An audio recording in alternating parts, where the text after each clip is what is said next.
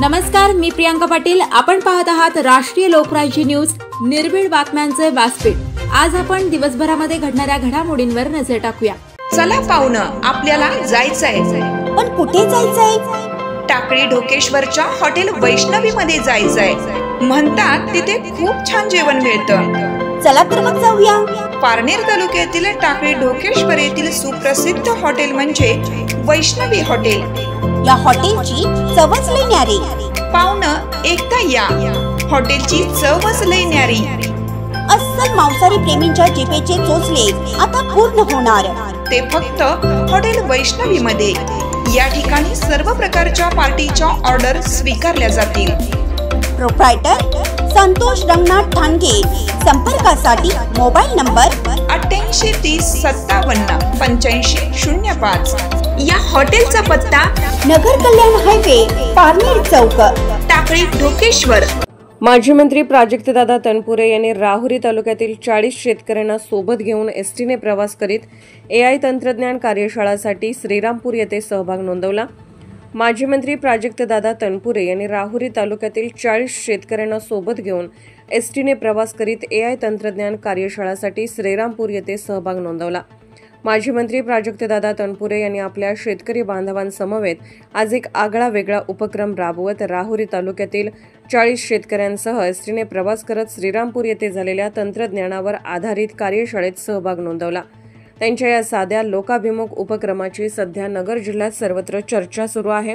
अहिल्यानगर जिल्ह्यातील श्रीरामपूर येथे बारामती आणि श्रामपूर येथील संस्थांच्या संयुक्त विद्यमाने AI तंत्रज्ञान व ऊस उत्पादन वाढीचा आधुनिक तंत्रज्ञानावर कार्यशाळेचे आयोजन करण्यात आले होते. कार्यशाळेत देशभरातील तज्ज्ञांनी शेतकऱ्यांना कृत्रिम बुद्धिमत्ता तंत्रज्ञानाचा ऊस शेतीत कसा उपयोग करता येईल याबाबत मार्गदर्शन केले.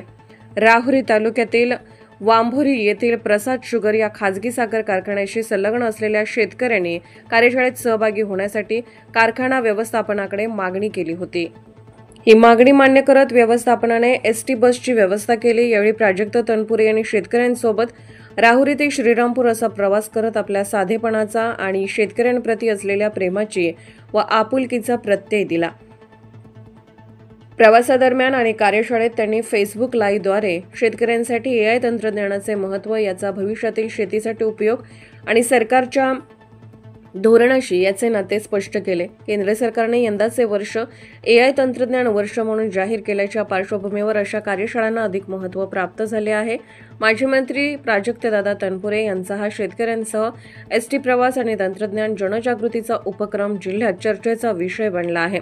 यावेळी या कार्यक्रमाचे उद्घाटन माननीय श्री प्रतापराव पवार, कार्यक्रमाचे अध्यक्ष माननीय मीनाताई जगधने, प्रमुख उपस्थिती माजी मंत्री प्राजक्तदादा तनपुरे, आमदार श्री हेमंत ओगले, प्रमुख वक्ते डॉक्टर विवेक भोईटे, डॉक्टर योगेश पाटके व पूर्ण महाराष्ट्र राज्यातून आलेले सर्व शेतकरी बांधव उपस्थित होते.